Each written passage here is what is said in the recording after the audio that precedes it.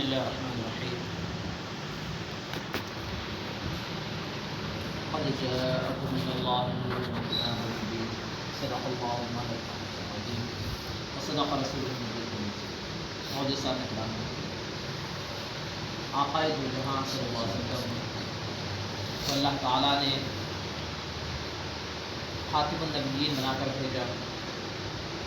اور سید المرسلین آپ کا لقب پایا اور آپ کا عہدہ امام الانبیاء ہے کہ آپ تمام انبیاء کی آپ نے امامت فرمائی اور پھر اللہ تعالیٰ نے جہاں کہیں آقائے دو جہاں صلی اللہ علیہ وسلم کا ذکر فرمایا تو گویا کہ قرآن مجید میں کہیں بھی پیدا ہونے کا ذکر نہیں کیا بلکہ بھیجنے کا ذکر تھا۔ اسی میں سے جو آیت مبارکہ کی تلاوت کا شرف حاصل کیا گیا اس میں اللہ تعالیٰ نے فرمایا کہ قد جاءکم من اللہ نور و کتاب مبین، کہ آگاہ ہو جاؤ تمہارے پاس اللہ کی طرف سے آیا ہے اللہ کی کتاب یعنی قرآن مجید اور نور یعنی آقائے دو جہاں صلی اللہ علیہ وسلم۔ اور پھر اور ایک جگہ فرمایا یا ایھا الناس قد جاءکم برہان من ربکم، فرمایا برہان کے معنی بھی نور کے آتے ہیں۔ تو گویا کہ اللہ تعالیٰ نے آقائے دو جہاں صلی اللہ علیہ وسلم کو نور کہتے ہوئے اور یہ بات بتا دی کہ آقائے دو جہاں صلی اللہ علیہ وسلم ہمارے جیسے بشر نہیں بلکہ نور ہے۔ اور پھر ساتھ ہی ساتھ سرکار دو عالم صلی اللہ علیہ وسلم نے جو تشریف لائے دنیا میں بشری لباس میں تشریف لائے، بشری لباس میں آپ تشریف لائے ہیں، اسی لیے کہیں بھی سرکار دو عالم صلی اللہ علیہ وسلم کو بشر نہیں فرمایا گیا، مثل بشر فرمایا گیا، مثل بشر۔ اور پھر ہمارے بزرگ، ہمارے علماء، ہمارے اساتذہ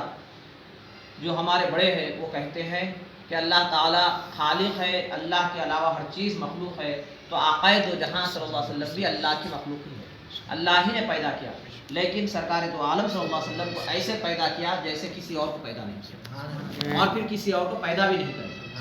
ویسا کسی اور کو پیدا بھی نہیں کرے۔ اور پھر اس کے بعد پھر جب آقائے دو جہاں صلی اللہ علیہ وسلم اس دنیا سے تشریف لے گئے تو جب آپ کی روح مبارک جسم سے نکالی گئی تو اس روح مبارک کو عرش معلیٰ تک لے گئے، اس کے بعد عرش معلیٰ کے بعد جب اس روح کو رکھنے کی جگہ آئی تو کوئی جسم، کوئی چیز آقائے دو جہاں صلی اللہ علیہ وسلم کے جسم مبارک سے زیادہ بہتر اور پاک نظر نہ آیا، کوئی جسم، کوئی چیز، کوئی جگہ آقائے دو جہاں صلی اللہ علیہ وسلم کہ جسم مبارک سے بہتر نظر نہ آئے، اسی لیے اس روح مبارک کو پھر اسی جسم میں دوبارہ اللہ تعالیٰ کے حکم سے اللہ تعالیٰ نے بھیج دیا۔ اسی لیے آقائے دو جہاں صلی اللہ علیہ وسلم اپنے قبر اطہر میں باحیات ہے، اور پھر ہمارا صلاۃ و سلام سنتے ہیں، یہاں تک کہ جب ہم درود شریف پڑھتے ہیں تو آقائے دو جہاں صلی اللہ علیہ وسلم تک درود پہنچایا جاتا ہے، فرشتہ جا کر کہتا ہے کہ فلاں بن فلاں نے آپ پر درود شریف کا نظرانہ پیش کیا۔ اور پھر سرکار دو عالم صلی اللہ علیہ وسلم نے فرمایا کہ جمعرات اور جمعہ کو کثرت سے میرے پاس درود بھیجو، اس لیے کہ عام دنوں میں درود پڑھتے ہو تو فرشتہ لاتا ہے، لیکن جب جمعرات اور جمعہ کو تم درود پڑھتے ہو تو میں خود بنفس نفیس اس درود شریف کو قبول کرتا ہوں، مجھ تک پہنچتا ہے۔ تو گویا کہ ایک بات یہ سمجھ میں آتی ہے کہ اور پھر اس کے بعد آقائے دو جہاں صلی اللہ علیہ وسلم کی ایک حدیث مبارکہ بھی ہے کہ اللہ تعالیٰ نے زمین پر حرام کر دیا کہ انبیاء کرام علیہ السلام کے جسم کو کھانے، تو اس لیے زمین کسی نبی کے جسم کو نہیں کھاتی ہے، زمین کھانا تو دور کی بات ہے اس کو وہ ٹچ بھی نہیں کر سکتی، مطلب وہ اس کو جیسے نقصان ہی نہیں پہنچا سکتی جسم مبارک کو، اور ہر نبی اپنے قبر اطہر میں باحیات ہے، ہر نبی۔ اسی لیے سرکار دو عالم صلی اللہ علیہ وسلم نے کیا فرمایا، جب میں معراج کے لیے مسجد حرام سے مسجد اقصیٰ کو جا رہا تھا تو میں نے دیکھا کہ حضرت موسیٰ علیہ السلام اپنے قبر اطہر میں نماز ادا کر رہے تھے، سبحان اللہ، قبر اطہر میں نماز ادا کر رہے تھے۔ تو گویا کہ انبیاء کا معاملہ ایک دم الگ ہوتا ہے، انبیاء کا معاملہ، کیونکہ خبر کیا ہے وہ تو دارالعمل نہیں ہوتا ہے بلکہ دارالجزا ہے، وہاں پر آپ کو جزا یا سزا ملتی ہے۔ اگر آپ اچھے ہیں تو گویا کہ قیامت تک سو جاتے ہیں، آپ کو اللہ تعالیٰ سلا دیتا ہے، نہیں تو عذاب ہوتے ہیں، عذاب نازل ہوتے ہیں، برزخ ہے وہاں پر۔ لیکن انبیاء کرام وہاں پر عمل تو ہمارے لیے تو کوئی عمل نہیں ہے، کوئی باہر سے دعا استغفار کرے، جیسا کہ روایتوں میں آتا ہے کہ کسی کو اللہ تعالیٰ انعامات سے نوازتا ہے، یعنی کسی کو جیسو سہولتیں بڑھا دیتا ہے، بخششیں بڑھا دیتا ہے، انعامات سے نوازتا ہے، تو وہ پریشان ہوتے ہیں اللہ ہمارے عمل تو ایسے نہیں ہے، پھر ہمیں ان چیزوں سے کیوں نوازا جا رہا ہے؟ تو کہتے ہیں کہ تمہاری اولاد دنیا میں تمہارے لیے دعائے مغفرت کی اور استغفار کی، تمہارے لیے استغفار کر رہی ہے اور جیسے تمہارے لیے نیک عمل کر رہی ہے، تو اس لیے اللہ تعالیٰ تمہارے درجات کو بلند، تو وہاں پر دوسرے کی وجہ سے ہوتا ہے، لیکن ہمارے کو تو موقع نہیں ملتا۔ لیکن انبیاء کرام کا معاملہ الگ ہوتا ہے کہ آقا دو جہاں صلی اللہ علیہ وسلم نے کہا کہ موسیٰ علیہ السلام نماز ادا فرما رہے تھے، تو گویا کہ انبیاء کا عبادت کرنا ثواب کمانے کے لیے نہیں ہوتا ہے، بلکہ اللہ کی محبت میں وہ کرتے ہیں، اللہ کی رضا میں وہ کرتے ہیں۔ تو آقا دو جہاں صلی اللہ علیہ وسلم کو اللہ تعالیٰ نے نور بنا کر بھیجا ہمارے پاس، پھر اس کے بعد آپ باحیات ہے اور تا قیامت تک اللہ کے آپ نبی ہے، اسی لیے جب کلمہ پڑھتے ہیں تو لا الہ الا اللہ محمد رسول اللہ، کہ نہیں ہو کوئی معبود سوائے اللہ کے، حضرت سیدنا محمد صلی اللہ علیہ وسلم اللہ کے رسول ہے کہتے ہیں، اللہ کے رسول تھے نہیں کہتے، اللہ کے رسول ہے کہتے ہیں۔ اور پھر اس کے بعد صحابہ کرام رضوان اللہ تعالی علیہم اجمعین کا جب معاملہ آتا ہے تو آقا دو جہاں صلی اللہ علیہ وسلم کے ساتھ جو صحابہ نے وقت گزارا اور صحابہ نے جو محبت کی، وہ قیامت تک کوئی اس کی مثال قائم نہیں کر سکتا، قیامت تک کوئی بتا نہیں سکتا۔ جیسا کہ روایتوں میں آتا ہے کہ ایک صحابی تھے،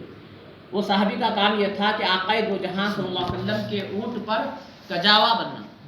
کجاوا یعنی جو بیٹھنے کی چیز رہتی ہے جس پر بیٹھا جاتا ہے اونٹ پر، وہ بننا ان کی ذمہ داری تھی۔ ہمیشہ جب کبھی سرکار دو عالم صلی اللہ علیہ وسلم سفر پہ نکلتے تو وہ باندھتے، ساتھ چلتے، پھر جہاں پر سرکار جو سو توقف فرماتے، رکتے، تو اونٹ پہ سے وہ اتار دیتے تاکہ اونٹ پر بوجھ نہ ہو جائے، اونٹ آرام سے بیٹھ جائے، پھر جب جانے کا رہتا تو دوبارہ بن دیتے۔ تو ایک مرتبہ سفر پہ نکلے، درمیان میں سرکار دو عالم صلی اللہ علیہ وسلم توقف فرمایا تو کجاوا اتار دیا گیا، رات ہو گئی۔ جب صبح اول وقت میں سرکار دو عالم صلی اللہ علیہ وسلم نے اس صحابی کو بلا کر کہا کہ آؤ کجاوا بندو، آؤ اونٹ پر کجاوا بندو، تو وہ صحابی رسول آئے نہیں، وہ صحابی رسول پھر بلائے، پھر نہیں آئے، پھر بلائے، پھر نہیں آئے۔ اس کے بعد وہ صحابی کیا کرے، دوسرے صحابی کو کہے کہ یہ میری ذمہ داری، میرا کام ہے، آپ جا کر کرو کجاوا بندو۔ تو جب لوگوں نے پوچھا کہ بھائی آپ کیوں نہیں بنے، تو کہا کہ میں اس وقت پاکی کی حالت میں نہیں تھا، میں پاکی کی حالت میں نہیں تھا، اور میں نے مناسب نہیں سمجھا کہ آقا دو جہاں صلی اللہ علیہ وسلم جس چیز پر بیٹھتے ہیں حالت ناپاکی میں اس کو چھوں، یہ بھی میں مناسب نہیں سمجھا، حالت ناپاکی میں اسے چھوں، یہ بھی میں نے جیسے مناسب نہیں سمجھا میرے لیے، جبکہ وہ کجاوا بیٹھنے کی چیز ہے، نہ تو قرآن کی آیتیں تھی وہ، نہ تو قرآن کے صحیح اوراق تھے، نہ تو کوئی جیسے مقدس ایسا ظاہری طور پر کوئی جیسے قرآن آیتیں وغیرہ نہیں تھی، لیکن وہ کجاوا جس پر آقا دو جہاں صلی اللہ علیہ وسلم بیٹھتے ہیں وہ بھی صحابہ کے پاس قابل احترام تھا، قابل احترام تھا۔ تو صحابہ نے سرکار دو عالم صلی اللہ علیہ وسلم سے ایسی محبت کر کے بتایا، ایسی محبت کر کے بتایا کہ ایک تو ہمارے آقا اللہ نے آپ کو نور بنایا، نور بنا کر بھیجا، پھر آپ کی شان یہ کہ آپ ہمارا درود و سلام سنتے ہیں، پھر اس کے بعد صحابہ نے ایسی تعظیم کر کے بتایا کہ جیسے آپ کے کجاوے شریف کو بھی جیسے حالت ناپاکی میں چھونا مناسب نہیں سمجھا، حالت ناپاکی میں چھونا بھی وہ جیسے مناسب نہیں سمجھا، یہ صحابہ کا ایمان تھا، صحابہ کا معاملہ۔ پھر اس کے بعد پھر جب صحابہ میں دیکھتے ہیں تو آقا دو جہاں صلی اللہ علیہ وسلم سے ایسی محبت کرتے کہ آقا دو جہاں صلی اللہ علیہ وسلم پر اپنے آپ کو اگر کوئی آقا کا دشمن ہوتا، چاہے وہ اپنا سگا باپ ہی کیوں نہ ہو، سگا ماموں ہی کیوں نہ ہو، سگا بیٹا ہی کیوں نہ ہو، اسے اس کی گردن اڑا دو، اس کی گردن اڑا دو۔ جیسے ایک صحابی کے بارے میں روایتوں میں آتا ہے کہ سرکار دو عالم صلی اللہ علیہ وسلم نے جب ایک صحابی آ کر کہا کہ یا رسول اللہ صلی اللہ علیہ وسلم میرے لڑکی کی شادی ہے، میرے لیے کچھ مال کا انتظام کریں، کچھ جو ہے مال دے دو۔ تو سرکار نے پوچھا تمہارے پاس ہے کیا، تمہارے پاس ہے کیا؟ تو انہوں نے کہا کچھ نہیں۔ تو سرکار نے کہا کچھ تو یاد کرو، کچھ تو ہوگا، کچھ تو ہوگا۔ تو انہوں نے کہا کہ ایک کدو ہے ہمارے پاس، ایک کدو کی بیل ہے، اس پر کدو لگا ہوا ہے۔ تو فرمایا کہ وہ کدو لے کر، جب وہ کدو لائے تو سرکار اس کے ٹکڑے بنائے، چھوٹے چھوٹے ٹکڑے بنا کر کہا اکل الدم دخل الجنہ، جو کدو کھائے گا وہ جنت میں داخل ہو جائے گا۔ یعنی گویا کہ آقا دو جہاں صلی اللہ علیہ وسلم تو جو اللہ تعالیٰ نے جو اختیارات دیے آپ کو، جو مالک کائنات نے آپ کو جیسے تمام چیزوں کا خالق کائنات نے آپ کو مالک کائنات بنا دیا، تمام چیزوں کا مالک بنا دیا، یعنی جسے چاہے آپ جنت عطا فرماتے، جسے چاہے آپ جنت عطا فرماتے۔ تو کیا کہا کہ جو یہ کدو کھائے گا وہ جنت میں جائے گا۔ تو اس کے بعد صحابہ نے ایک ہی ٹکڑا تھا، مثال کے طور پہ کوئی وہی ٹکڑا، اتنا ہی ٹکڑا 10 درہم میں خرید رہا ہے، تو اتنا ہی ٹکڑا کوئی 1000 درہم میں خرید رہا ہے، جس کی جتنی استطاعت تھی۔ آقا دو جہاں صلی اللہ علیہ وسلم ایک زبان پر بس خرید رہے تو خیر وہ معاملہ ہو گیا، جو صاحب کو دینا تھا دے دیے، وہ کدو لے لیے. لیکن اس کے بعد جب سرکار کا یہ قول آیا، سرکار تو اس کدو کے بارے میں کہا تھا، لیکن صحابہ کا یہ ایمان تھا کہ سرکار ایک بار بول دیے بس، اب وہ ہمارے لیے حکم جو ہے وہ حکم ہو گیا، ہمارے لیے وہ بشارت خوشخبری ہو گئی. بس کہتے ہیں کہ ایک صحابی ہمیشہ کدو کھاتے، ہمیشہ کدو کو چھلتے اور کدو کھاتے. تو ان کا جو بیٹا تھا ایک مرتبہ اظہار ناراضگی کا اظہار کیا والد صاحب ابا جان کیا ہے، ہمیشہ آپ کدو کھاتے ہوئے تھے، جس سے میں بیزار ہو گیا، جس سے مجھے بیزار کیا رہی ہے. تو کہتے ہیں کہ اس چھری سے اس لڑکے کی گردن اڑا دی. کہا کہ جو میرے آقا کا مخالف ہوگا، میرے آقا کے قول کا مخالف ہوگا، اس کے ساتھ میرا کوئی رشتہ نہیں. تو یہ صحابہ کا یہ ایمان، صحابہ صرف آقا دو جہاں صلی اللہ علیہ وسلم کے ایک چھوٹے سے اشارے پر، چھوٹے سے گستاخی بھی برداشت نہیں کرتے تھے. تو گویا کہ بتانے کی بات یہ ہے کہ ہمارے آقا دو جہاں صلی اللہ علیہ وسلم کا مقام، اللہ تعالیٰ نے آپ کو جو سو نور بنایا، پھر جو سو آپ کو خاتم النبیین بنایا، پھر آخری قیامت تک اللہ کے آپ نبی ہیں، اس کے بعد کوئی نبی نہیں آنے والا ہے. پھر اس کے بعد یہی فرمایا گیا کہ سرکار سے محبت ہی کل ایمان ہے، ایمان کا جز، ایمان کا حصہ نہیں، کل ایمان ہے. تو اب سرکار دو عالم صلی اللہ علیہ وسلم سے ایمان ہے، محبت ہے، تو ہمارے پاس ایمان ہے. تو اب محبت کیسی ہونی چاہیے؟ تو محبت بس ہر چیز سے زیادہ پیار سرکار دو عالم صلی اللہ علیہ وسلم کی ادا، ہر چیز سے زیادہ سرکار دو عالم صلی اللہ علیہ وسلم کا نام ہمیں مبارک پیارا ہونا چاہیے. اب دیکھیے ہمارے ملک کے جو حالات ہیں، ہمارے ملک میں ایک ایریا ہے دلیپ پورہ، ایک مقام ہے، وہاں پر دشمنان اسلام نے سرکار دو عالم صلی اللہ علیہ وسلم کے نام مبارک کو لے کر ناشائستہ الفاظ کہے، سرکار دو عالم صلی اللہ علیہ وسلم کے نام کو لے کر جو سو بہت برا کہے، بہت غلط کہے. لیکن ہم کیسے مسلمان ہیں کہ ہم اس بات کو سن کے انسنی کر دیں، اس جانب توجہ ہی نہیں دیں. پھر ہم کہیں مسلمان، اپنے آپ کو مسلمان یا عاشق رسول کہتے ہیں، ہم سرکار سے محبت کا دعویٰ کرتے ہیں، جبکہ صحابہ نے تو ایسا کیا. لیکن ہمارے آپ غور کیجیے، اگر کوئی کم از کم اتنا تو کوئی کیا اگر کرا ہے کہ اے اللہ جو ایسا سرکار کی شان میں جو گستاخی کرے ان کو غارت کر دے، اتنا بھی اگر کوئی کہہ دیا تو غنیمت ہے. لیکن ہم جو پیپر میں پڑھے ہیں، ویڈیوز دیکھے ہیں، لیکن ہماری کام پہ جو نہیں رہے گی،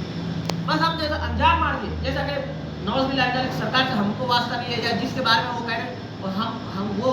ہمارے نہیں ہیں، یا کسی اور کے بارے میں، جبکہ یہ دشمن اسلام ہے جنہوں نے کام کیا آمدن سرکار دو عالم صلی اللہ علیہ وسلم کا نام مبارک لیا. اور ہم ابھی یہ کیا سوچ رہے ہیں کہ حکومت کارروائی کرے گی، ہم یہ سوچ رہے ہیں کہ جو ان کے خلاف کچھ ہوگا. لیکن ہم ہمارے لیے کیا کریں؟ کم از کم سرکار دو عالم صلی اللہ علیہ وسلم پر 100 مرتبہ درود شریف، وہ دشمنان اسلام نے سرکار کی شان میں گستاخی کی، ہم امت رسول ہے یہ کہتے ہوئے 100 مرتبہ درود شریف تو پڑھے نہیں، ایسا کچھ نہیں. ہمارے اندر اتنی جرات تو ہے نہیں کہ ہم جا کے تلوار نکال کر لڑیں، اتنی جرات نہیں ہے کہ ان کے خلاف ہم بھی زبان بولیں، نہ تو اتنی ہمت ہے کہ ہم ان کے خلاف کچھ بول سکیں. لیکن کم از کم مصلے پہ بیٹھ کے ہم اللہ کے لیے اللہ سے دعا تو کر سکتے ہیں کہ اے اللہ کو غارت کر دے، اے اللہ جو ان کی مدد کر ان کو غارت کر دے، جو حکمراں ان کو جیسو مدد کر رہے، جو حکمراں ان کی سرپرستی کر رہے، اس حکومت کو ختم کر دے. ایسی کوئی دعا کرے نہیں، ہم تو اس بات کو اپنے ذہن ہی سے نکال دیں جیسا کہ ہم کو واسطہ ہی نہیں ہے. تو یہ ہمارے ایمان کی کمزوری کے علاوہ ہم اپنے آپ کو ایسے معاملات میں گھرے ہوئے ہیں کہ ہم جو کہہ رہے کلمہ پڑھ رہے اور ہم سمجھ رہے ہیں مسلمان ہیں. نہیں، محبت آقا دو جہاں صلی اللہ علیہ وسلم سے محبت ایسی ہونی چاہیے کہ اگر کوئی دشمن اسلام آقا دو جہاں صلی اللہ علیہ وسلم کے خلاف اگر کچھ کیا ہے تو جتنا ہمارے اندر استطاعت ہے 1-2 رکعت نماز پڑھ کے ان کو غارت کرنے کے لیے دعا کر سکتے ہیں. اللہ درود شریف پڑھ کے ہم وہ گستاخی کیا ہے تو ہم سرکار کے لیے ہم درود شریف ہمارے معمول سے زیادہ 100 مرتبہ درود شریف پڑھ کے ہم محبت کا اظہار کر سکتے ہیں. تو معزز صاحب اکرام، آج اس کی ضرورت ہے کہ اپنے دلوں میں محبت کو اجاگر کریں. اور جیسے اس کے بعد آقا دو جہاں صلی اللہ علیہ وسلم کے اداؤں کو اپنے اندر جیسے پرو لے، اپنے اندر بسا لے، تاکہ جیسے دیکھنے والا دیکھ کر کہے کہ ارے جب غلام ایسا ہے تو آقا کیسا ہوگا، غلام کی یہ شان ہے تو آقا کی کیا شان ہوگی. اس طرح ایک تو کام یہ کرے کہ جو دشمن ہمارے آقا کے خلاف سازشیں کر رہے ہیں ان کی سازشوں میں وہی غارت ہو جاتے ہیں. اللہ جب کہے گا کرے گا، لیکن اللہ یہ ہم سے تو یہ پوچھا تو کیا کرا، تو کم از کم ہم اتنا تو کہہ سکتے کہ اے اللہ اس وقت میں 100 مرتبہ درود شریف پڑھا یا ہاتھ اٹھا کے دعا کرا، اتنا تو کہہ سکتے ہیں. اور اس کے بعد سنتوں پر عمل کرتے رہے، تاکہ جیسے جب سنتوں پر عمل کریں گے تو لوگ دیکھ کر کہیں گے کہ ہاں یہ سنتوں پر عمل، یہ کام کس کا ہے. جیسا کہ چہرہ چھوڑنا ہے، جیسا کہ جیسے اچھے اخلاق سے بات کریں، کیوں کر رہے بھائی آپ؟ بولتے ہمارے آقا کی سنت، ہمارے آقا کی عادت ہے. تو لوگ کہیں گے کہ ہاں جب غلام کا یہ معاملہ ہے تو آقا کا کیا معاملہ ہے. اگر یہ معاملات ہمارے اندر آ گئے تو انشاءاللہ امید ہے کہ جو دشمنان اسلام جو سرکار کے خلاف سازشیں کر رہے ہیں، مکاری کر رہے ہیں، اللہ تعالیٰ انہیں ہدایت دے گا، یعنی تو کم از کم ان کے دلوں کو اللہ تعالیٰ نرم کر دے گا۔ اللہ سے دعا ہے کہ اللہ تعالیٰ نے جو بھی کہا سنا ہمارا اس پر عمل کرنے کی توفیق عطا فرما، کہ اللہ ہمارے گناہوں کو معاف فرما۔ صلی اللہ تعالیٰ علیہ وسلم سیدنا محمد وعلی آلہ وصحبہ اجمعین والحمد للہ۔